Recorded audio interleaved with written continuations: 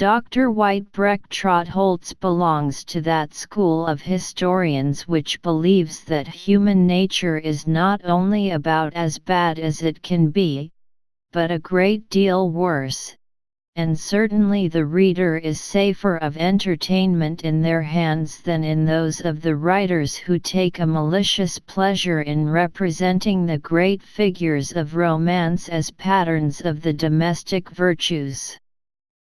For my part, I should be sorry to think that there was nothing between Anthony and Cleopatra but an economic situation, and it will require a great deal more evidence than is ever likely to be available, thank God, to persuade me that Tiberius was as blameless a monarch as King George V. Dr. Whitebrecht-Trotholtz has dealt in such terms with the Rev.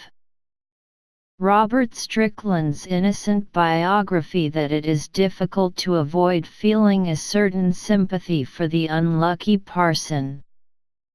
His decent reticence is branded as hypocrisy, his circumlocutions are roundly called lies, and his silence is vilified as treachery.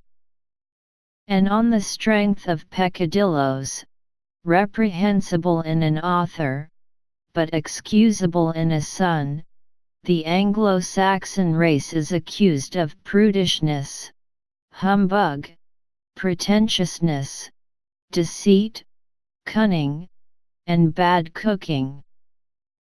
Personally, I think it was rash of Mr. Strickland, in refuting the account which had gained belief of a certain unpleasantness between his father and mother, to state that Charles Strickland in a letter written from Paris had described her as an excellent woman, since Dr. Whitebrecht-Trotholtz was able to print the letter in facsimile, and it appears that the passage referred to ran in fact as follows: "God damn my wife.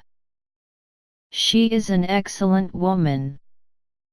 I wish she was in hell."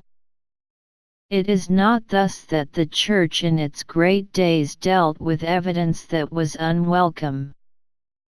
Dr. Whitebrecht-Trotholtz was an enthusiastic admirer of Charles Strickland, and there was no danger that he would whitewash him.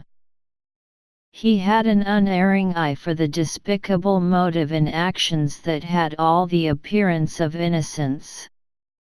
He was a psychopathologist, as well as a student of art, and the subconscious had few secrets from him. No mystic ever saw deeper meaning in common things. The mystic sees the ineffable, and the psychopathologist the unspeakable. There is a singular fascination in watching the eagerness with which the learned author ferrets out every circumstance which may throw discredit on his hero. His heart warms to him when he can bring forward some example of cruelty or meanness, and he exults like an inquisitor at the auto da fe of an heretic when with some forgotten story he can confound the filial piety of the Rev. Robert Strickland. His industry has been amazing.